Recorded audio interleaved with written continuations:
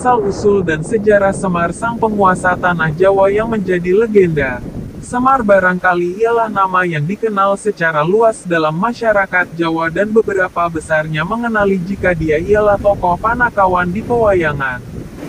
Serunya, terdapat beberapa versi mengenai kelahiran atau asal mula Semar, tetapi semua menyebutkan tokoh ini sebagai penjelmaan dewa. Bahkan juga ada yang memandang jika Semar ialah sebuah legenda tetapi sejarahnya pernah berada di kehidupan nyata.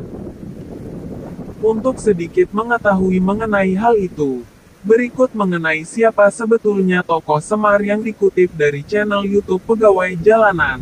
Menurut sumber di video YouTube Pegawai Jalanan, dalam cerita wayang, Semar disebutkan sebagai tokoh asli Indonesia karena tidak diketemukan dalam cerita Mahabharata atau Ramayana dari India dan menurut sebuah versi dipertanyakan apa sama di antara Semar dan Eyang Ismaya yang makamnya berada di Gunung Tidar. Menurut sejarawan Prof. Dr. Slamet Mulyono, tokoh Semar diketemukan dalam karya sastra zaman Kerajaan Majapahit yang dengan judul Sudamala.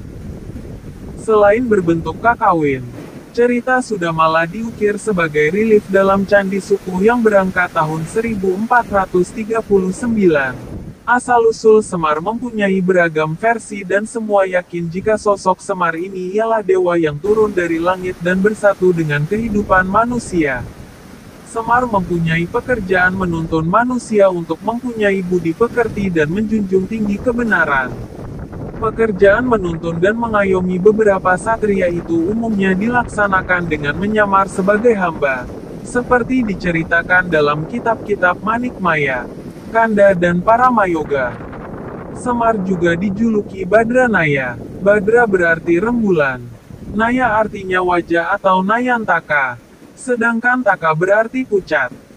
Hal ini menunjukkan Semar memiliki watak seperti rembulan dengan wajah pucat. Artinya, Semar tidak mengumbar hawa nafsu. Asal-usul Semar juga berkaitan dengan lambang visualnya. Bentuk wayang Semar yang bulat melambangkan tekad bulat untuk mengabdi kepada kebaikan dan kebenaran. Jari kirinya selalu menunjuk. Artinya dia memberikan petunjuk yang benar. Tangan kanannya menggenggam. Yang artinya baik itu bersifat subjektif. Matanya setengah tertutup dan melihat ke atas yang dimaknai sebagai sosok idealis.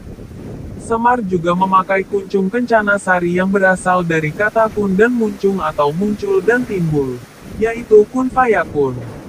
Dengan gambaran tersebut, asal-usul Semar masih menjadi misteri sekaligus merupakan simbol kesempurnaan hidup.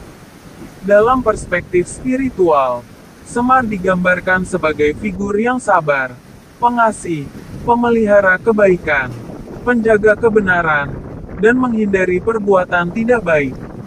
Dalam perspektif spiritual dia memiliki watak yang sederhana, tenang, rendah hati, tulus, tidak munafik, tidak mudah kaget, tidak gampang heran, dan memiliki ketajaman batin serta kejeniusan. Profesor Antropologi Sastra Universitas Negeri Yogyakarta, Suwardi Endraswara, menyebutkan dalam Khazanah Spiritual Jawa, Semar adalah samar-samar pelambang guru sejati.